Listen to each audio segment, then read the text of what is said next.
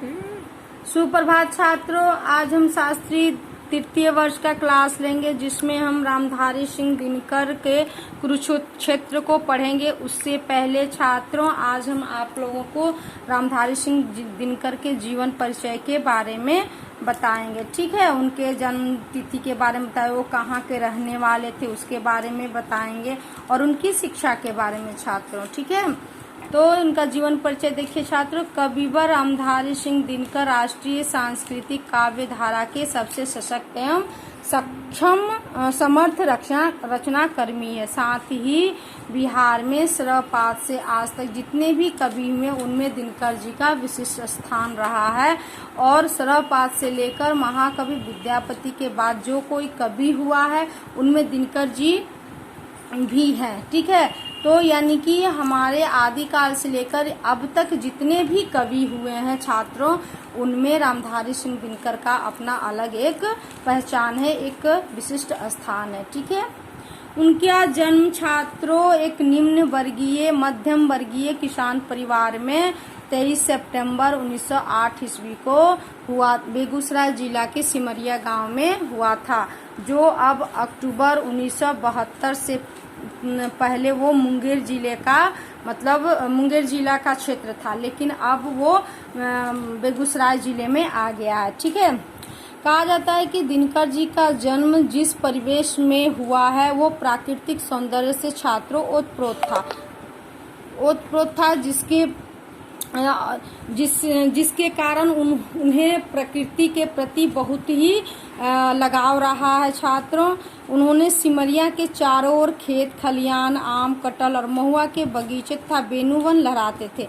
प्रकृति ने उनके व्यक्तित्व में निश्चलता, उन्मुक्तता तथा सौंदर्य प्रियता जैसे विशिष्ट गुणों का समावेश कर दिया है। यानी उन्हें प्रकृति से इतनी लगाव हो गई थी, वहाँ के परिवेश को, प्राकृतिक सौंदर्य को देखकर छात्रों, कि वो उसे अछूता नहीं रह पाए। ठीक है, इनका नाम भैरव राय था। रामधारी सिंह दिनकर का पहला नाम भैरव राय था। इनके माता का नाम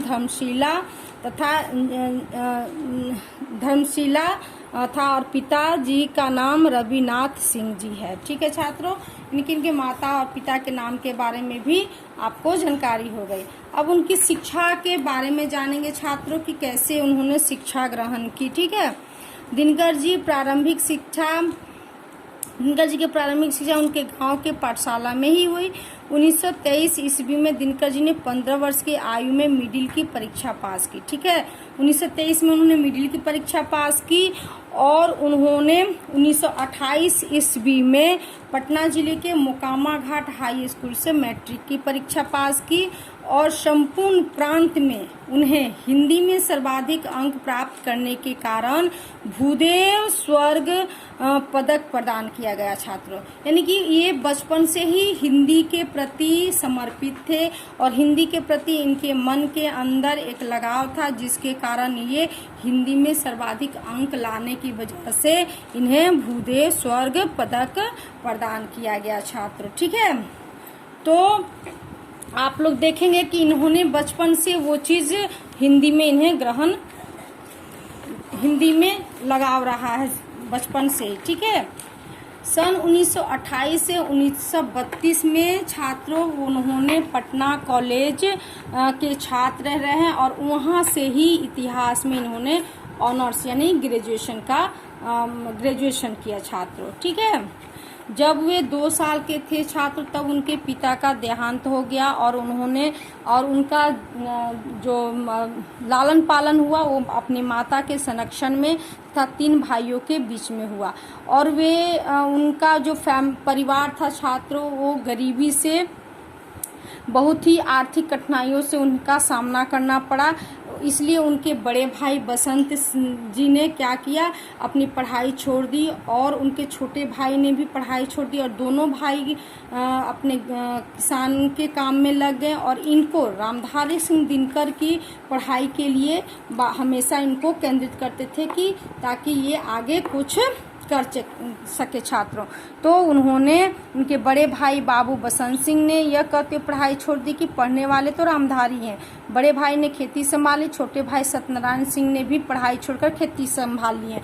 इस प्रकार दिनकर जी की पढ़ाई पर अब भाइयों के सपने केंद्रित थे, यानी कि रामधारी सिंह दिनकर के दोनों भाइयों ने अपना त्याग करके रामधारी सिंह को आगे बढ़ने के लिए प्रेरित किया और उन्हें आगे बढ़ने के लिए कहा, जिससे रामधारी सिंह दिनकर क्या हुए, अपनी पढ़ाई में मन लगाने लगे इस तरह। ठीक है छात्रों, अब आगे हम अगले क्लास में देखेंगे। हाँ, इसके आगे उनके कौन कौन से रचनाएं हैं, उन्होंने क्या क्या उन्हें मतलब क्या क्या उन्हें पुरस्कार मिला, इन सारी चीज़ों के बारे में देखेंगे छात्रों। धन्यवाद।